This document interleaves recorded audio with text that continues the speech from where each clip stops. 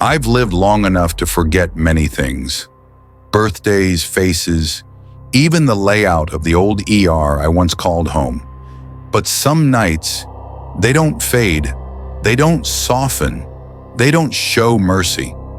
Some nights become a shape inside you, and no matter how many decades pass, you still feel them shift when the house gets quiet. 40 years in medicine taught me a lot.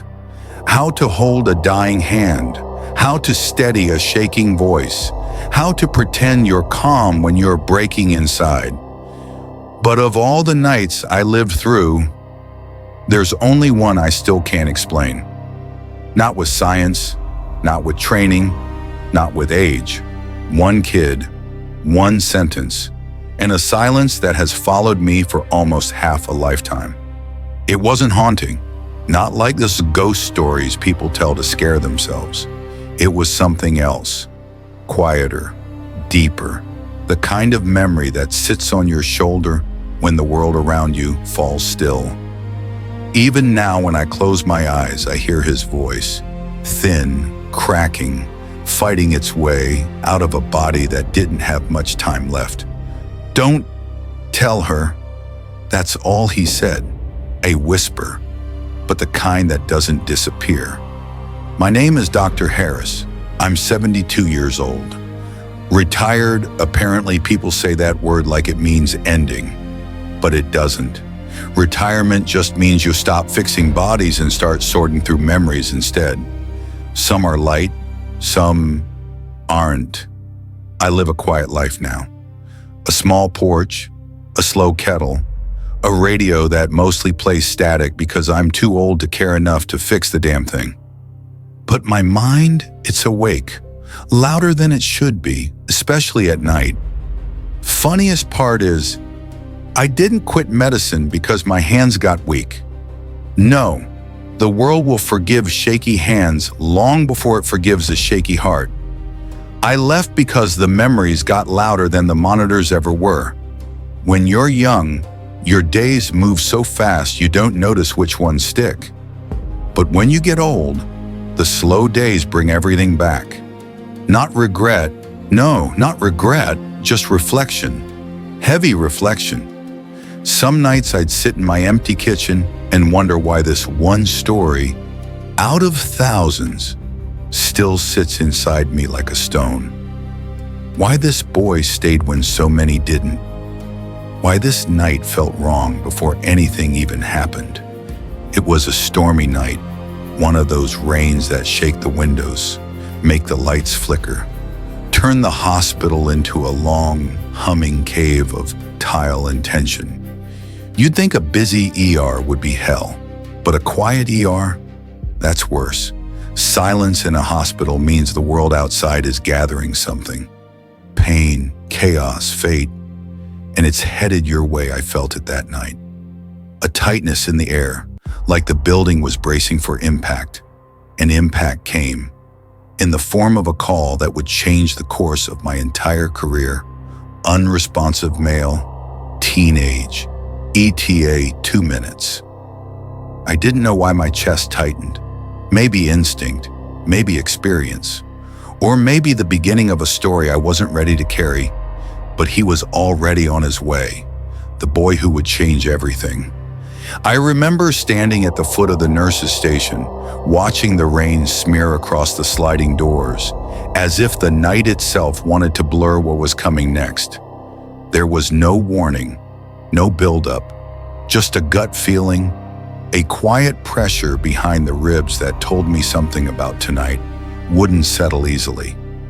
Then the radio cracked again. Arriving now, male, late teens, breathing unstable. The doors slid open before I even had time to breathe in. The blast of cold rain hit the floor first, and then I saw them. 2 paramedics dripping wet, pushing a stretcher with a boy collapsed on it, his jacket plastered to his body like a second skin. He couldn't have been more than 18, maybe younger. His eyes were half shut, as if he was stuck somewhere between consciousness and somewhere much darker. A bracelet clung loosely to his wrist, Plastic, blue, cheap. The kind you get at a small-town clinic. 3 letters printed in fading ink. AJ, and something about that. Something about those 2 simple letters sent a faint jolt through me. Not recognition, not exactly. Just a familiarity I couldn't explain as we rushed him inside. The overhead lights flickered, casting his face in flashes of cold whitened shadow. His hair was stuck to his forehead in messy strands, like he'd been running in the rain long before the paramedics found him. His hands, God, I still remember this, were cold. The kind of cold you don't get from weather, but from something deeper, something happening inside the body. But it was his knuckles that made me pause. Red, bruised, skin split in small lines that looked older than the storm. Did he fall? I asked the paramedics. They shook their heads. No sign of trauma, one of them said. He was found collapsed near a bus stop. Found, collapsed, alone. We moved him straight to trauma room 3. My hands, old now, but steady that night, moved automatically. IV line in, oxygen mask on, vitals checked. Yet something felt off, like the boy's body was telling a story his voice couldn't. He was thin, too thin, his breathing shallow, but rhythmic in a way that told me he'd been fighting something for a while. Not minutes, not hours, weeks, maybe months. I've seen fear in many forms, but the fear on his face wasn't the fear of dying. It was the fear of disappointing someone. A quiet fear, the kind young people carry when they think they're more burden than blessing. "We're losing him," one of the nurses called out. Instinct took over. Old instincts buried under years of practice rose like they'd never left. Push epinephrine, check his airway, monitor his rhythm. And still, as chaos filled the room, a small, inexplicable thought passed through me. Why does this feel familiar? Why does this boy feel like a memory I haven't met yet? It didn't make sense. Not then, not until later. But in those seconds, those frantic seconds, I wasn't thinking about fate or meaning or stories that stay with you. I was thinking about keeping him alive. And then, in the middle of the chaos, his fingers twitched, his eyes opened, just for a moment, and he would speak the sentence that would follow me for the next 40 years. His eyelids fluttered like someone struggling to wake from a nightmare, not a faint. A fight against something inside him that wasn't ready to let go and wasn't ready to stay either. For a split second, the room froze. Not literally. The machine still beeped. The nurses still moved. But inside me, something paused, as if the night held its breath. His eyes opened. Not wide, not fully, just enough. Enough to see me. Enough for me to see him. They were tired eyes, wet at the corners from pain or fear. I couldn't tell which eyes that had seen too much for someone that young. His hand shot up suddenly, grabbing a fistful of my coat. Weak grip, but desperate, like someone clinging to the last thread between them and the world. His voice was barely a whisper, broken in the middle, as if each word weighed more than his lungs could carry. "Don't tell her!" Just that 6 words, quiet, fragile, but sharp enough to carve into memory like a blade. The nurses didn't hear it, only I did. Only I was close enough. His hand slipped from my coat as quickly as it grabbed, falling lifelessly onto the sheet with a soft thud that somehow made my chest tighten, more than any monitor alarm ever had. "Who?" I whispered back, even though he was already unconscious again. "Who shouldn't I tell?" But he didn't answer. The boy was gone. Not gone in the final sense, but deeper into whatever dark place pain drags the young into, when they think they have to face it alone. "We're losing pulse again," someone said. The moment shattered. The silence dropped. Chaos resumed. We worked on him fast. Compressions, medications, airway checks, every second counted. Every breath mattered. But even as my hands moved, my mind stayed on those 6 words. Don't tell her. Don't tell who. Why? What was he afraid of her knowing? What truth was heavier than dying? I'd seen patients cling to many things. Fear, guilt, anger, denial. But secrets? Secrets are a different kind of wound. One medicine can't touch. A nurse handed me a small bag of his belongings. Standard procedure while we continued working. Wallet, a torn bus ticket, a phone with a cracked screen. The screen lit up the moment it touched my hand. A soft glow in a storm-dark ER. One unread message. "Mom, where are you? Please come home." And below it, an unsent draft typed but never sent. "I'm sorry." My throat tightened. Not medically, emotionally. The kind of tightening you can't cure with skills or years. I looked back at him, at the bruised knuckles, the thin wrists, the quiet fear on his face. He hadn't come here because he wanted to die. He came because he didn't want to break someone he loved. I'd seen that kind of pain before, but never this young, never this silent. "Doctor," a nurse said sharply, "we've got a rhythm. Very faint." We kept going. We fought. We pushed air and adrenaline and hope into him.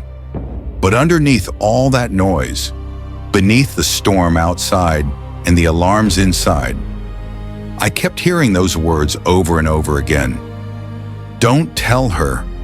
Words that meant more than medical records or test results or vitals ever could words. I still don't fully understand, even now. But the night wasn't done with him, or with me. The real breaking point was still ahead. Even after all these years, I can still remember the exact moment the room shifted, not because of a sound, but because of a feeling, a heaviness in the air that told me the boy's story was larger than the wounds on his body. His words, "Don't tell her," kept circling my mind like they were trying to land somewhere but couldn't. Was her his mother, a sister, someone he was protecting, someone he felt he failed? I didn't know. All I knew was that the way he said it wasn't fear of death. It was fear of hurting someone else. And that kind of fear, I've only seen it a few times in my entire career. We stabilized him enough to run tests. Blood work, electrolytes, toxicology. All the things you check when a young life comes in hanging by a thread. While the team worked, I stepped aside to review his belongings again. A habit of mine. Sometimes the non-medical clues tell you what the body won't. His phone was still warm in my hand, and that detail stayed with me. Not because of the temperature itself, but because it felt like he had been holding on to something tightly until the very last moment I opened the screen one more time, hoping for anything that made sense. A photo of him and his mother, her arms around him, his smile small but real. A recent picture. They were close. You could see it. Then there was a small drawing folded in his wallet, a quick sketch. A woman's face with tired eyes but a gentle smile. At the bottom, just 2 words. For her. Whoever she was, she mattered. Before I could think further, the ER doors slid open again. A nurse rushed over, breathless. "Doctor, his mother has been calling nonstop. She says he left home upset. She's asking if he's here." A quiet ache settled in my chest. "Not yet," I said. "Don't tell her yet. Not until we know more." And for a moment, a strange, chilling moment, I realized I was echoing him. Don't tell her, almost as if the night was looping itself. Before we had time to talk further, the monitors in his room spiked. "Doctor, his rhythm's dropping again. BP falling. Fast." We ran back in the storm outside, cracked loud enough to rattle the windows, as if the sky itself was reacting. He was crashing, harder than before. "Push another dose. Prepare to intubate. Keep compression steady." My voice was firm, my heart wasn't. He gasped once, a small, broken gasp that didn't belong to a boy his age. Then his body went still. The line on the monitor flattened into a single, merciless tone. "Starting CPR," the nurse said. We worked on him. Minutes. Too many minutes. Rain pounded the roof like a drum you couldn't ignore. "Come on, kid," I whispered under my breath. "Stay with us. Just a little longer." But sometimes the body decides for you, and his decided he had carried enough. After what felt like a lifetime, I raised a hand. "Stop." The room froze. Silence. Not the peaceful kind.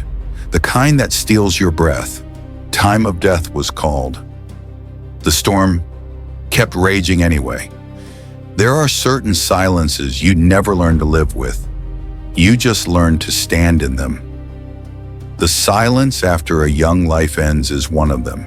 The monitors were still humming, the lights still buzzing overhead, but the room felt hollow, like the air itself refused to move. A nurse turned off the machines, one by one, softly, respectfully, as if loudness might disturb what was left of him.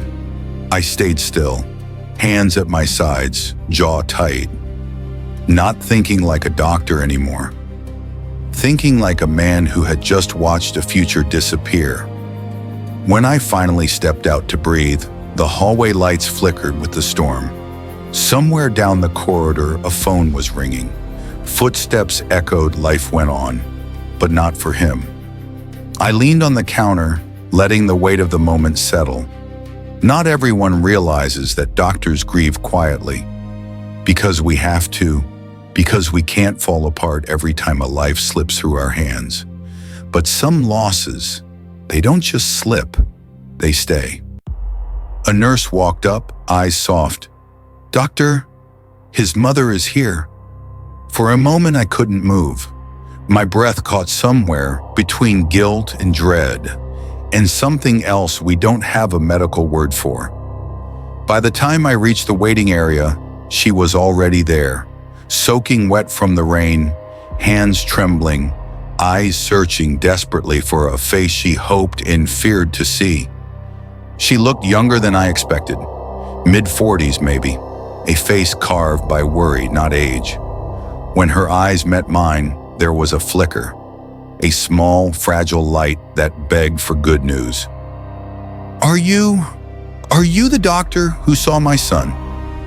Her voice broke on the last word. I nodded slowly. "I'm Dr. Harris," I said quietly. "Come with me." Every step down that hallway felt like leading her toward a cliff she didn't know. Not yet. But mothers, they feel things before we say them. Her breathing quickened. She clutched her bag to her chest as if bracing for impact. When we reached the room, she hesitated at the doorway. Stormlight flickered across her face as she saw him. Her boy, still, pale, too quiet. Her legs gave out. She grabbed the doorframe, a small, strangled sound escaping her throat. "No, no, no, no!" She stumbled toward the bed and dropped beside him, hands shaking as she touched his hair, his cheek, his cold fingers. "AJ, baby, please, wake up." Her voice cracked in a way that felt like it split the whole room. She saw the bracelet on his wrist, the one with his initials, and she pressed it to her forehead, crying so hard her body shook. "You promised me," she whispered. "You said you'd come home." I stood there, helpless. Doctors aren't trained for this part of the night. There's no protocol for grief. After minutes, maybe more, She reached into her pocket with trembling fingers. "I found this in his jacket," she whispered. I think it's for you." She handed me a small, folded piece of paper, soaked from rain and tears, but clutched as if it mattered more than anything. I opened it carefully. Inside, in shaky handwriting, barely holding itself together, "Tell the doctor, thank you." My throat closed. I had no words. Not then. Not now. Not ever. I stood there holding the small, trembling note, feeling the paper soften in my hands as the ink threatened to bleed from the rain. It was barely readable, just shaky letters trying to form a final message he never had the breath to say aloud. "Tell the doctor, thank you." Not, "I'm scared," not, "help me," not even goodbye. Just gratitude from a boy whose life ended before he ever learned how to carry his own weight. His mother pressed her forehead to his hand, sobbing in a way that didn't echo. It absorbed, it pulled the room inward. "He was a good boy," she whispered, as if she needed someone to confirm it. "He was just hurting, and he didn't want me to know." I swallowed hard. There are many truths in medicine that never show up on test results, but this one hurt the most. "He wasn't alone," I said gently. "Not at the end." She nodded, but her eyes were lost in a place I couldn't reach. As she wept beside him, I stepped back. Some moments don't need witnesses. Some grief belongs only to blood and memory. Outside the room, I leaned against the wall, feeling every year of my career weigh down my shoulders. That's when another memory surfaced, quiet, faint, like a ripple from decades earlier. Had I seen him before? Weeks ago? Months? A flash. A boy with the same hair, the same tired eyes, holding the door open for an elderly woman in the hospital entrance. A shy nod, a small, polite smile. Was it him? Or was my mind trying to stitch meaning into a night already too heavy? I couldn't be sure, but something in me whispered, "You crossed paths before tonight. You just didn't notice it was important yet." There was something tragically beautiful about that possibility. A stranger whose life brushed mine in silence, long before fate forced us into the same room. When I stepped back into his room, his mother was wiping her eyes with the sleeve of her coat. "He always tried so hard," she whispered. "He didn't want to worry me. He kept everything inside." That explained the bruised knuckles, the thin wrists, the silent fear. Some kids hide pain because they're afraid of burdening the ones they love. Some because they think their sadness makes them less worthy. Some because the world never taught them how to speak. And some because they believe silence is its own form of protection. For AJ, it was all three. She touched the bracelet on his wrist again, a cheap plastic reminder of the boy he still was, and the man he never got to become. I looked at him one last time. His face was calm now. Too calm. Youth shouldn't still like that. Youth should breathe, struggle, cry, wake, not rest so completely in a place it doesn't belong. I folded his note carefully, as if folding something holy, and slipped it into my pocket. Not as a keepsake, but as a promise. A promise to remember him. To remember the boy who apologized to the world even as his world was ending. And to remember that sometimes the quietest patients carry the loudest stories. Little did I know, my story with him wasn't finished yet, not by a long shot. People assume doctors quit because their bodies give out. Failing eyesight, slower hands, a back that refuses to stand in ORS for 12 hours straight.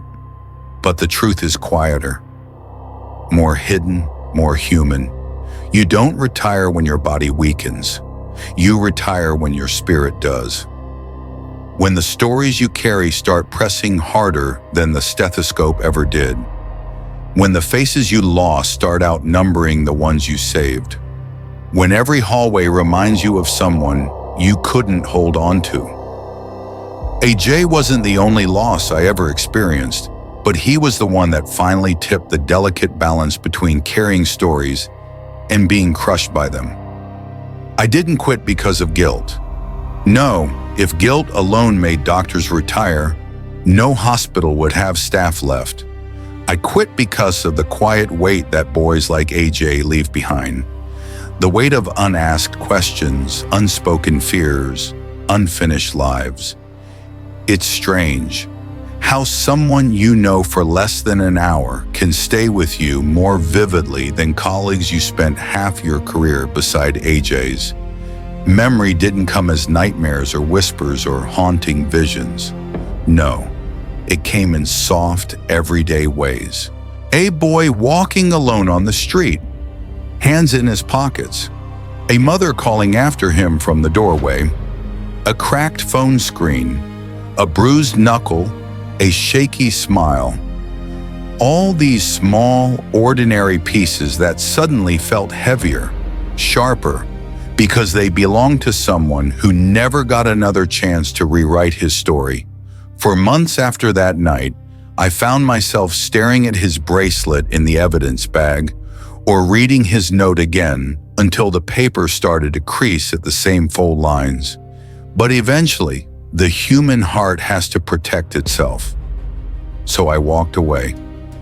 Not from responsibility, but from the accumulation of grief that medicine gives without ever offering a place to set it down.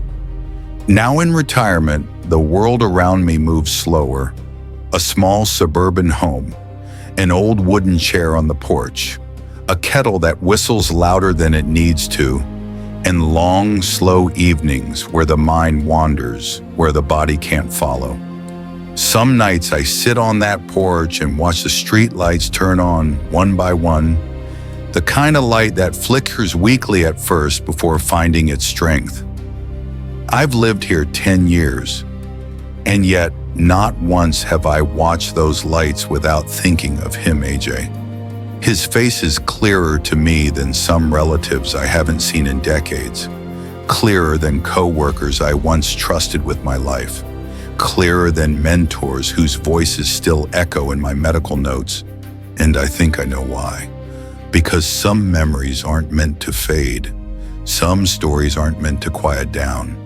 Some names carve themselves into the grain of your life in ways you never asked for, but can't escape. I remember once watching a leaf fall from the old maple tree across the street, just floating down, slowly, softly, as if the world refused to rush it, and I thought, that's how he felt too, like someone falling quietly, hoping not to make a sound. A boy whose life drifted in silence and ended in silence, but somehow left an echo louder than any cry for help. That echo still reaches me, especially on the nights when the wind sounds like rain against the window. Especially on the nights when the world gets too quiet and the heart gets too loud. Especially on the nights when a porch light flickers like a pulse. AJ's pulse. A pulse I couldn't save, but a memory I couldn't lose. Sometimes I wonder if the universe lets certain people cross our paths not to stay, but to shape something inside us. To leave a mark so quiet you only notice it years later, when life finally slows down enough to let the truth catch up. AJ did that for me. He didn't speak much. He barely opened his eyes. He never told me his story fully. Just pieces, fragments, the kind you feel rather than hear. And yet, he's the one patient I carry with a kind of tenderness I can't explain. People think pain always screams, that suffering is loud, violent, obvious.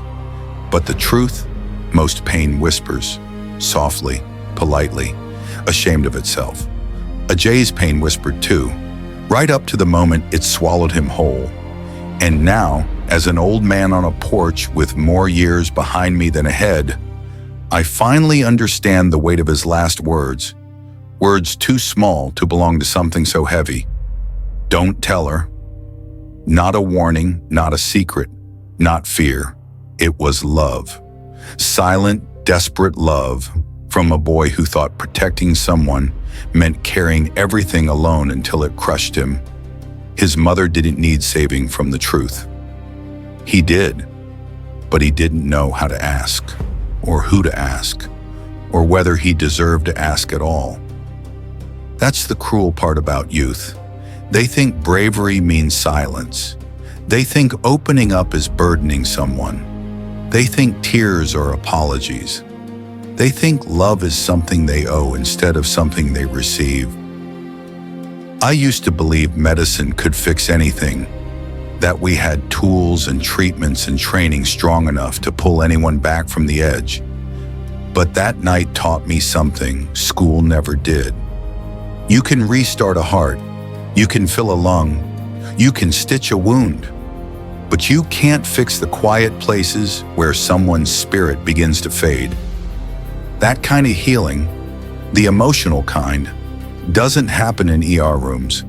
It happens in homes, in conversations, in late-night phone calls, in hugs that last a second longer, in "Are you okay?"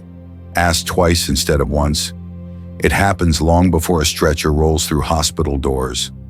I wish someone had asked him sooner. I wish he had believed he didn't have to hide.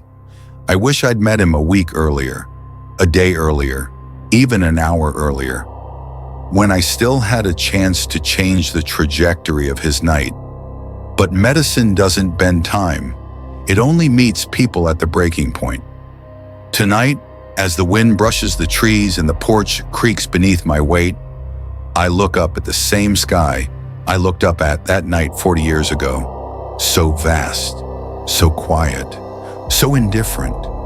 And yet, somewhere in its stillness, I feel something small settle inside me. A truth I should have known sooner. You don't remember patients because they died. You remember them because they taught you something about being alive. A J taught me what silence really sounds like and why it's worth breaking. There's a strange thing about stories like AJ's. They don't end on the night they happen. They don't wrap themselves neatly in the corners of memory. They stretch quietly, through years, through moments you'd never expect them to touch. Sometimes when I pass a bus stop, the old metal benches, the flickering street lamp overhead, I feel my chest tighten because that's where they found him, alone, cold, trying to make a decision his young heart wasn't built to make.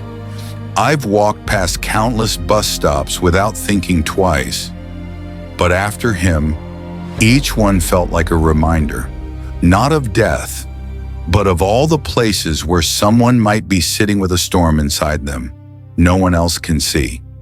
That's the thing about quiet kids, quiet teens, quiet people. The world assumes silence means strength or indifference or mystery. But most of the time, silence is something else entirely. Silence is fear. Silence is exhaustion. Silence is a heart trying to carry something too heavy for its age. When you're a doctor long enough, you see patterns, but the patterns outside the textbook, those are the ones that stay with you. You learn that some people aren't saved by medicine.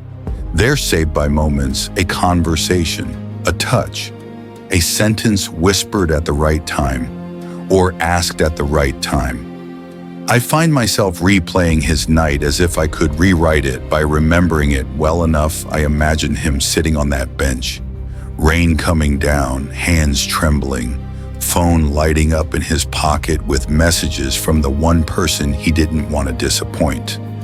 I imagine him typing, "I'm sorry," with shaking thumbs, then deleting it, then typing it again, then deleting it again, trying to find the right words for the wrong kind of pain. He didn't want to vanish. He didn't want to die.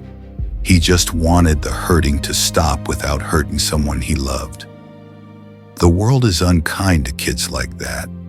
It expects them to know how to carry grief before they even know how to carry themselves.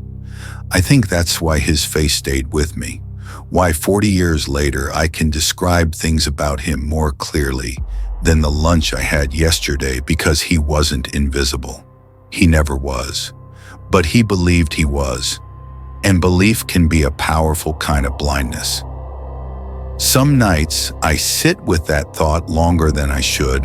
I replay the way his fingers grip my coat, weak but purposeful, as if for 1 second he needed someone to understand him without judgment or disappointment. He didn't ask me to save him. He asked me to keep something hidden, to protect someone else from a truth that was breaking him.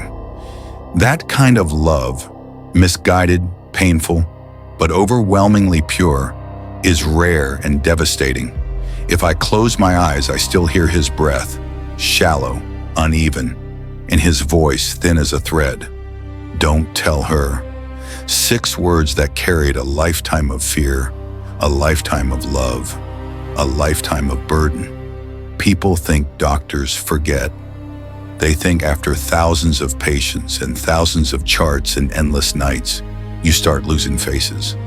But I remember him. I remember him because his story asked me a question I still don't fully know how to answer. Why do some people choose silence when what they really need is to be heard?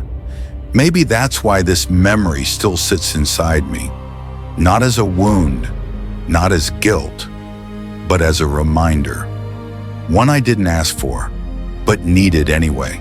Because the truth is, some stories stay so they can be passed on, so someone else doesn't fall through the same cracks.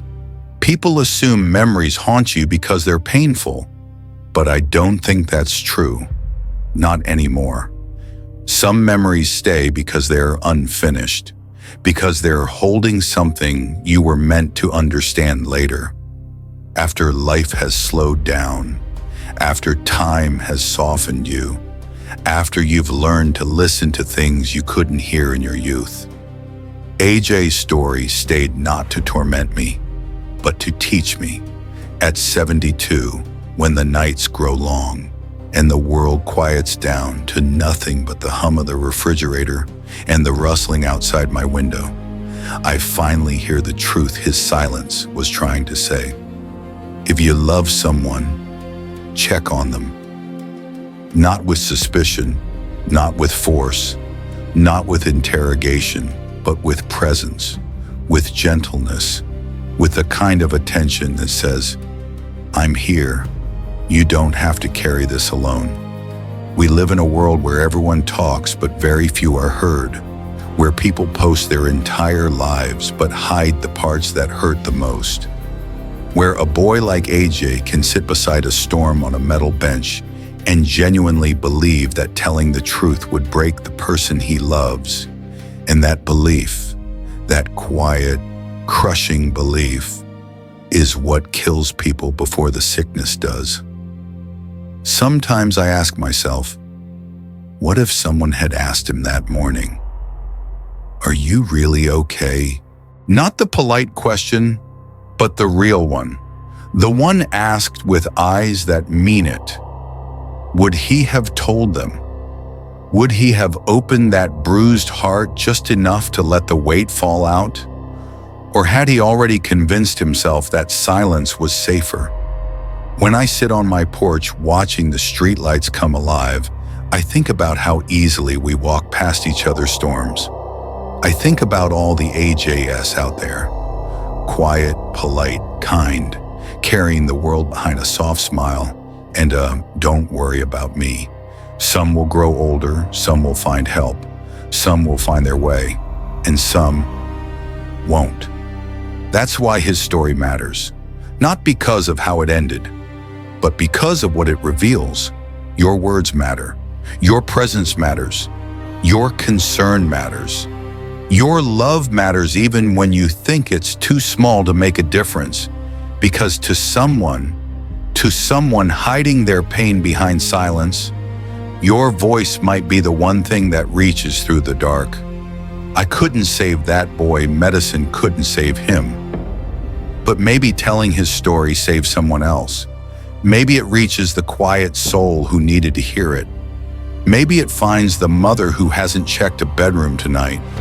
Maybe it reaches the friend who noticed something off but didn't know what to say. Maybe it reaches the kid with bruised knuckles and an unread apology on their phone. Maybe this story isn't about loss at all. Maybe it's a map, a guide, a reminder of how fragile people are and how powerful it is to simply show up. If I've learned anything in all my years walking ER halls, it's this. People don't break because they're weak. They break because they held on for too long without anyone noticing. So notice, please, notice. Notice the quiet ones. Notice the forced smiles. Notice the tired eyes that look away too quickly. Notice the trembling hands holding too much. And if you love someone, tell them now, tonight, tomorrow morning, when they walk into the room, when they sit alone. When you get the chance, you don't need the right words. You just need to mean them. Some memories stayed not to haunt you, but to guide you. And maybe, just maybe, holding on to AJ's story is how I finally learned to let go of everything else. The boy is gone. But his lesson isn't, and neither is the love he was trying so desperately to protect.